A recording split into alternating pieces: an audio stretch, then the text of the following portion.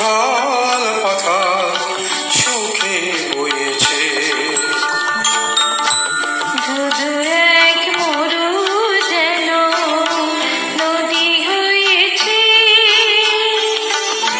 ধীরে ধীরে উথাল পাথাল সুখে বয়েছে। দিনে রাতে চোখে দেখে মনে ধরেনি, কোনো কিছু দিয়ে মনে পাতা ভরেনি।